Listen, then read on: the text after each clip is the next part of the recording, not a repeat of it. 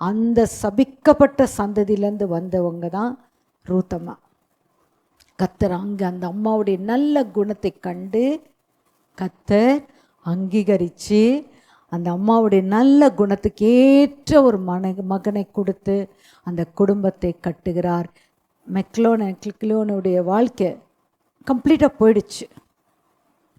ஆனால் கர்த்தர் முடிந்ததுன்றது கர்த்தருடைய அகராதியில் கிடையாது, இழந்ததுன்றது கிடையாது. கர்த்தர் உருவாக்குறார் பாருங்க. உருவாக்கி போவாஸ்க்கு மனைவியாக ரூத்தை கர்த்தர் கொடுக்கிறார்.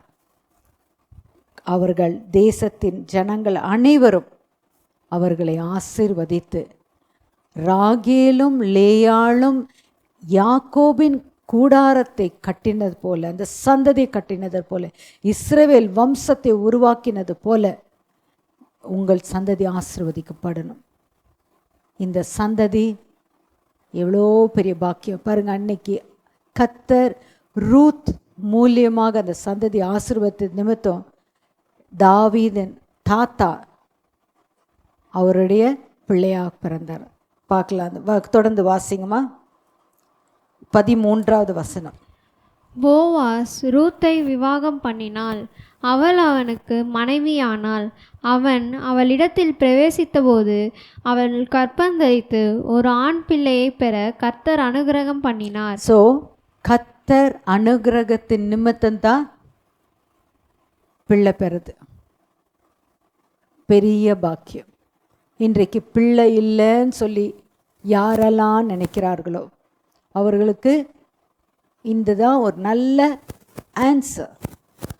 கர்த்தாவே, நீர் எனக்கு அனுகிரகம் செய்யுங்க, என் குடும்பத்தை கட்டுங்க, என் குடும்பத்திற்கு ஆசீர்வாதத்தை தாங்க சொல்லி கர்த்தரிடத்தில் நாம் ஒப்பு கொடுக்கும்போது நிச்சயமா அந்த குடும்பத்தை கட்டுவார்.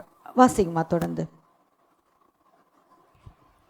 அப்பொழுது ஸ்திரீகள் நகோமியை பார்த்து, சுதந்திரவாளி அற்று போகாதபடிக்கு இன்று உனக்கு தயை செய்த கர்த்தருக்கு ஸ்தோத்திரம், அவன் பேர் இஸ்ரவேலிலே பிரபலமாக கடவது. பாருங்க, இப்போ பிள்ளையை பெற்ற பிறகு ஜனங்கள் யாருக்கு மகிமை செலுத்துகிறார்கள்? தேவனாகிய கர்த்தருக்கு. மகிமைக்கும் கனத்திற்கும் ஸ்தோத்திரத்துக்கும் புகழ்ச்சிக்கு பாத்திரர் ஒரே ஒருவர் தான், தேவனாகிய கர்த்தர், ஏசப்பா தான்.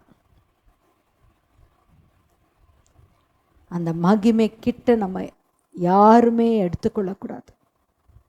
என்னால் முடிஞ்சதுன்னு சொல்லவே கூடாது. மகிமை அவருக்கு கொடுத்துடணும். கர்த்தாவை நீர் எடுத்துக்கொள்ள சுவாமி, நீங்கள் நடத்துங்க ஆண்டவரே, எல்லாவற்றையும் நீங்கள் பார்த்துக்கோங்க, நீங்கள் தான்ப்பா எல்லாம் செய்யுங்க. செய்து முடித்த பிறகு ஆண்டவரே நீர் செய்ததுக்காக நன்றி, உமக்கு தான் இது மகிமை. இந்த ஸ்திரீகளும் சொன்னாங்க, நகோமி உன் சாப்டர் க்ளோஸ்ன்னு நினச்சேன், ஆனால் முடிஞ்சதுன்ற இடத்துல கர்த்தர் அங்கே உருவாக்குறாரு. அவள் மடியில் போட்டு தன் பிள்ளையை வளர்க்குறாப்புல. வாசிங்கம்மா. அவன் உன் ஆத்துமாவுக்கு ஆறுதல் செய்கிறவனும் உன் முதிர் வயதிலே உன்னை ஆதரிக்கிறவனுமாய் இருக்க கடவன். உன்னை சிநேகித்து 7 குமாரரை பார்க்கிலும் உனக்கு அருமையாய் இருக்கிற உன் மருமகள் அவனை பெற்றாளே என்றார்கள். நகோமி அந்த பிள்ளையை எடுத்து தன் மடியிலே வைத்து அதை வளர்க்கிற தாயானாள். பாருங்க, இதுதான் ஒவ்வொரு ஸ்திரீகளுக்குள்ள வர வேண்டிய ஒரு கனின்னு சொல்லலாம், ஒரு குட் குவாலிட்டி கேரக்டர். 7 ஆம்பளை பிள்ளை இருக்கலாம், ஆனால் ரூத்தை போல ஒரு நல்ல மருமகள் உனக்கு கடவுள் கொடுத்தாருன்னு சொல்லிட்டு புகழ்கிறாங்க பாருங்க. A good name is rather to be chosen than great riches. வாசிக்கலாம் இந்த வார்த்தை, நீதிமொழிகள் 22:1 நினைக்கிறேன். திரளான ஐஸ்வர்யத்தை பார்க்கிலும் நற்கீர்த்தியே தெரிந்து கொள்ளப்படத்தக்கது, பொன் வெள்ளியை பார்க்கிலும் தயையே நலம். ஆக்சுவலாக இங்கிலீஷில் ஆம்ப்ளிஃபைடில் போட்டிருக்கு, a good name is rather to be chosen than great riches. and loving favor rather than silver and gold. எல்லாம் இருந்து கெட்ட பேர் இருந்தாக்க என்னங்க பிரயோஜனம்? வாசிங்கம்மா 16th verse வாசிங்க. ரூத் 4ஆம் அதிகாரம் 16வது வசனம். நகோமி அந்த பிள்ளையை எடுத்து தன் மடியிலே வைத்து அதை வளர்க்கிற தாயானால், அயல் வீட்டுக்காரிகள் நகோமிக்கு ஒரு ஆண் பிள்ளை பிறந்தது என்று வாழ்த்தி அதற்கு ஓபேத் என்று பெயரிட்டார்கள். அவன் தாவீதின் தகப்பனாகிய ஈசாயின் தகப்பன். பேரேஸ் எஸ்ரோனை பெற்றான். எஸ்ரோன் ராமானை பெற்றான். ராம் அமினதாவை பெற்றான். அமினதாப் நகசோனை பெற்றான். நகசோன் சல்மோனை பெற்றான். சல்மோன் போவாஸை பெற்றான். போவாஸ் ஓபேத்தை பெற்றான். ஓபேத் ஈசாயை பெற்றான். ஈசாய் தாவீதை பெற்றான். இதுதான் ancestry for Jesus Christ.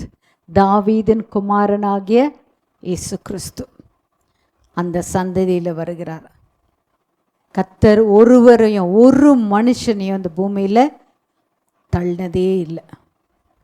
தப்பு பண்ணி பாவம் பண்ணவங்க தான் அப்படியே போய் விழுந்துடுறாங்களே தவிர கர்த்தர் ஒருவரையும் தள்ளுறதில்லை. ஆனால் கர்த்தர் எதிர்பார்க்கறது உண்மையுள்ளவர்களாக தேவனிடத்தில் காணப்படணும். கர்த்தர் அவர் நம்ம கிட்ட எதிர்பார்க்கறது நாம் அவரை முழுமையாய் நேசிக்கிறோமா, உண்மையாக நேசிக்கிறோமா, இல்லை என் பிரச்சனை தீர்றதுக்காக தேவன் இடத்துல வருகிறோமா? ஐ திங்க் ரூத் அந்த மாதிரி வரல. ரூத் வந்தது அந்த மாமியை பார்த்து, அம்மா உன்னுடைய தேவன் தாம்மா என்னுடைய தேவன், அம்மா உன்னுடைய ஜனந்தாம்மா என்னுடைய ஜனம், உன்னுடைய தேசம்தாம்மா என் தேசம், மரணமே இல்லாமல் வேறு எதுவும் நம்ம ரெண்டு பேரும் பிரிக்கக்கூடாதுன்ற டிட்டர்மிண்டாக போனாங்க. கர்த்தர் அவங்களுடைய எதிர்பார்ப்பு இந்த மாதிரி நினச்சி கூட பார்த்துருக்க மாட்டாங்க அவங்க வாழ்க்கையில். ஒரு சீமானுடைய மனைவியாக கர்த்தர் ஏற்படுத்தி அந்த சந்ததி ஏசப்பா அந்த சந்ததியில் பிறக்கிறதுக்கு ஒரு பெரிய பாக்கியத்தை கர்த்தர் கொடுத்தார். இவ்விதமாக கர்த்தருக்கு பயந்தவர்களுக்கு சிறியோராக இருக்கட்டும் பெரியோராக இருக்கட்டும் கர்த்தர் அவர்களை கனப்படுத்துகிறார். இந்த வேளையிலே நாம் நம்ம ஆராய்ச்சிக்கலாம். நம்மக்கிட்ட ஏதாவது கொஞ்சம் குறை இருந்தால் கூட எல்லாத்தையும் ஒதுக்கிடலாம். கர்த்தருடைய வார்த்தை சொல்கிறபடியே அவருக்கு பிரியமாக நடக்கலாம். அவருடைய வார்த்தையை பிடிச்சி என் வாழ்க்கை விதமாக இருக்கட்டும் ஆண்டவரேன்னு சொல்லி அவர் பாதத்தில் இருக்கும்போது கர்த்தர் நிச்சயமாகவே நமக்கு பலன் அளிப்பார். ஹல்லேலூயா. தலைவணங்கி செபிப்போம். கர்த்தாவே, இன்றைக்கும் இந்த ரூத் புத்தகத்தை தியானிக்க கர்த்தர் கிருபை தந்திருக்கீங்கப்பா, உமக்கு ஸ்தோத்திரம். நீங்கள் செய்த எல்லாவற்றுக்காக நன்றி ஆண்டவரே. ஒரு மனுஷனையும் நீங்கள் தள்ளுறதில்லை. ஆனால் நீங்கள் சொல்லிட்டீங்க, உம்மை உறுதியாய் நாங்கள் பற்றி கொண்டு உம்முடைய சத்தியத்தில் நாங்கள் இருக்கும்போது கர்த்தர் இல்லாதவைகளை இருக்கிறவைகளை போல் அழைத்த தேவன் நமக்குள்ளேயும் கர்த்தர் உருவாக்கி தருகிற தேவன் என்பதை கர்த்தாவே இந்த ரூத் அம்மாவுடைய வாழ்க்கையில் நாங்கள் கற்றுக்கொண்டோம்ப்பா. முடிஞ்சு போன சாப்டர் கர்த்தர் உருவாக்கி கொடுத்தீங்க ஆண்டவரே. அவங்களுக்கு கற்பத்தின் கனியும் நீங்கள் தந்தீங்க. கர்த்தர் கொடுத்தார் என்று கர்த்தாவே அங்கே அங்கீகரிக்கிறாங்க. உண்மையாகவே இன்றைக்கு எத்தனையோ பிள்ளைகளுக்கு பிள்ளை இல்லாமல் இருக்காங்க. அவர்களை நாங்கள் நினைக்கிறோம். கர்த்தர் நினைத்தருளும் ஆண்டவரே. கர்த்தாவே உமக்கு ஸ்தோத்திரம். இயேசு கிறிஸ்துவின் நாமத்தினாலே வேண்டிக் கொள்கிறேன் நல்ல தகப்பனே. ஆமென்.